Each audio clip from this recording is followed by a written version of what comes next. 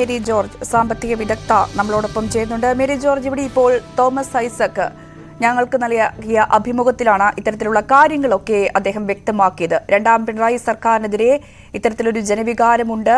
Pension കൃത്യമായി കൊടുക്കാൻ കഴിഞ്ഞില്ലെങ്കിൽ ചിലർ അതിനെതിരായ അഭിപ്രായങ്ങൾ രേഖപ്പെടുത്തും. പക്ഷെ അത് കേന്ദ്രത്തിന്റെ ഭാഗത്തുനിന്നുള്ള വീഴ്ചയുടെ ഭാഗമായാണ് ഞങ്ങൾക്ക് ഇങ്ങനെ നൽകാൻ കഴിയാത്തതെന്ന് കൃത്യമായി ബോധ്യപ്പെടുത്താൻ കഴിയണമെന്ന് കൂടി ഐസക് ഇവിടെ പറഞ്ഞു വെക്കുന്നുണ്ട്. ഒപ്പം ത്രിപുരയോടും ബംഗാളിനോടും ഉപമിക്കുന്നുണ്ട്. അതായത് അവിടെ എന്താണോ സംഭവിച്ചത് അതിൽ കൃത്യമായി ജാഗ്രത പുലർത്തി ഇവിടെ മുന്നോട്ട് പോകണമെന്ന ഒരു സന്ദേശം കൂടി ഐസക് അവിടെ പറഞ്ഞു വെക്കുമ്പോൾ താങ്കൾ എങ്ങനെയാണ് കാണുന്നത് ഐസക്കിന്റെ വാക്കുകളെ?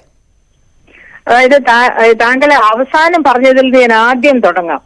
വെസ്റ്റ് ബംഗാളിലെ കമ്മ്യൂണിസ്റ്റ് പാർട്ടി 30 വർഷം ഭരിച്ച് നശിപ്പിച്ച് ആ സമ്പദ്ഘടനയെ പൂർണ്ണമായിട്ടും നശിപ്പിച്ച്, അതുകൊണ്ടാണല്ലോ ബംഗാളികളാണ് കേരളത്തിലേക്ക് പണിക്ക് വരുന്നത്, സാധാരണ നമ്മുടെ ജോലികൾക്ക് വരുന്നത്. അപ്പൊ ആ തരത്തില് വെസ്റ്റ് ബംഗാളിനെ എങ്ങനെ ആക്കിയിരുന്നോ അതുപോലെ കേരളത്തെ ആക്കിക്കൊണ്ടിരിക്കുകയാണ് ഇപ്പോ.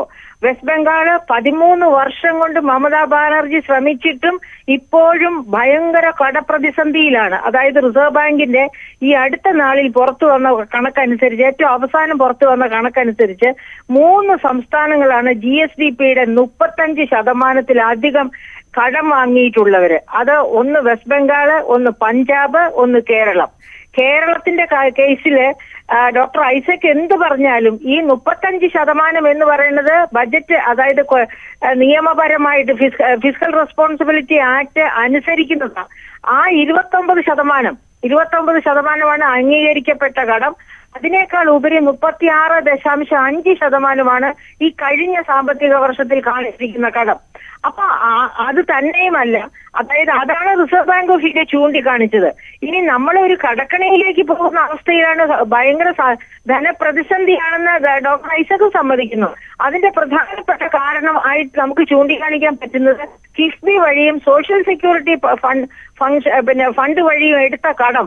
അത് ഈ 36.05% ഉൾപ്പെടുന്നില്ല. അതുകൂടി ഉൾപ്പെടുത്തുകയാണെങ്കിൽ ഇന്ത്യയിൽ ഏറ്റവും കടം ബാധിച്ച സംസ്ഥാനമാണ് കേരളം എന്ന് വരും.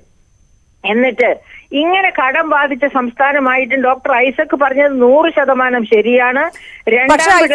കാര്യം കൂടി പറഞ്ഞു വെക്കുന്നുണ്ട്. ഇവിടെ ഇപ്പോൾ സ്വാഭാവികമായും പെൻഷൻ മുടങ്ങുമ്പോൾ ആളുകൾക്കുണ്ടാകുന്ന ഒരു ബുദ്ധിമുട്ട്, അവരതിനോടുള്ള എതിർപ്പ് പ്രകടിപ്പിക്കും, അത് സ്വാഭാവികമാണ്. പക്ഷേ ഇവിടെ ഈ പെൻഷൻ 1600 രൂപയാക്കിയത് LDF സർക്കാരാണ്. ഇപ്പോൾ കൃത്യമായി പെൻഷൻ നൽകാൻ കഴിയാത്തത് കേന്ദ്രത്തിന്റെ ഞെരുക്കൽ ഒരു ഭാഗത്തുണ്ട്, കേരളത്തിന് മേലുള്ള ഉപരോധമുണ്ട്. അതുകൊണ്ടാണ് കൃത്യമായി പെൻഷൻ നൽകാൻ കഴിയാത്തത്. അത് കൃത്യമായി ജനങ്ങളെ പറഞ്ഞ് ബോധ്യപ്പെടുത്താൻ കഴിയണമെന്ന് കൂടി ഐസക് പറയുന്നുണ്ട്. നമുക്കറിയാം പിണറായി സർക്കാർ രണ്ടാമത്തെ അധികാരത്തിൽ വന്നപ്പോൾ പറഞ്ഞത് പെൻഷൻ 2500 രൂപയാക്കുമെന്നൊക്കെയാണ്. പക്ഷേ അത് അതിനുശേഷം 3 ബജറ്റുകൾ KN ബാലഗോപാൽ അവതരിപ്പിച്ചു. അതിലൊന്നും പെൻഷൻ തുക വർദ്ധിപ്പിച്ചിട്ടില്ല. ഇപ്പോൾ 5 മാസം മുടങ്ങിക്കിടക്കുന്ന സാഹചര്യമൊക്കെയുണ്ട്. പക്ഷെ അതിന് കാരണമായി തന്നെ ഐസക് പറയുന്നത് കേന്ദ്രത്തിന്റെ ഞെരുക്കൽ ഏറ്റവും പ്രധാനപ്പെട്ടതായി അദ്ദേഹം എടുത്തു കാണിക്കുന്നുണ്ടല്ലോ. അതായത് സാമൂഹ്യ സുരക്ഷാ സെസ് എന്ന് പറഞ്ഞാണ് 2% സെസ് കഴിഞ്ഞ ബജറ്റിലാണ് ശ്രീ ബാലഗോപാൽ ഏർപ്പെടുത്തിയത്. അത് കിട്ടുകയാണെങ്കിൽ 1600 കൊടുക്കാൻ പറ്റിയില്ല, 600 കൊടുക്കാൻ പറ്റണ്ടേ സംസ്ഥാനത്തിന്? ആ ഫണ്ടൊക്കെ എടുത്ത് വകമാറ്റി ചെലവഴിച്ചു. അപ്പൊ ഈ കേന്ദ്രം തരുന്നില്ല എന്ന് ഡോക്ടർ ഐസക് പറയുന്നത് കാര്യകാരണ സഹിതം വിശദീകരിക്കാൻ കൂടി അദ്ദേഹം തയ്യാറാകണം. എന്തുകൊണ്ടാണ് കേന്ദ്രം തരാത്തത്? കേന്ദ്രം തരുന്ന ഫണ്ടുകളൊക്കെ വകമാറ്റി ചെലവഴിക്കുന്നു എന്ന കാരണം കൊണ്ടാണ്. ഉദാഹരണത്തിന് തദ്ദേശ സ്വയംഭരണ സ്ഥാപനങ്ങൾക്ക് നൽകേണ്ട ഗ്രാന്റ് 814 കോടി രൂപയാണ് ഗ്രാന്റ് ആയിട്ട് കേന്ദ്ര ഗവൺമെന്റ് നൽകേണ്ടത് ഒരു വർഷം 3 ഗഡുക്കളായിട്ട്. 252 കോടിയാണ് ആദ്യം കൊടുത്തിരിക്കുന്ന ആദ്യത്തെ ഗഡു കൊടുത്തത് തദ്ദേശ സ്വയംഭരണ സ്ഥാപനങ്ങളിലേക്ക് കൈമാറാതെ അത് സംസ്ഥാന ഗവൺമെന്റ് തന്നെ വകമാറ്റി ചെലവഴിച്ചു. അപ്പൊ കേന്ദ്രം എപ്പോഴാണ് ഫണ്ട് തരുന്നത്? കേന്ദ്രം ഫണ്ട് തരണം എന്നുണ്ടെങ്കിൽ നമുക്ക് തരുന്ന ഫണ്ട് ഏത് കാര്യത്തിന് വേണ്ടി തന്നോ ആ പദ്ധതിക്ക് വേണ്ടി ചെലവഴിച്ച സർട്ടിഫിക്കറ്റ്, യൂട്ടിലൈസേഷൻ സർട്ടിഫിക്കറ്റ് CAG കൂടി അക്രഡിറ്റ് ചെയ്ത് കേന്ദ്രത്തിൽ എത്തണം.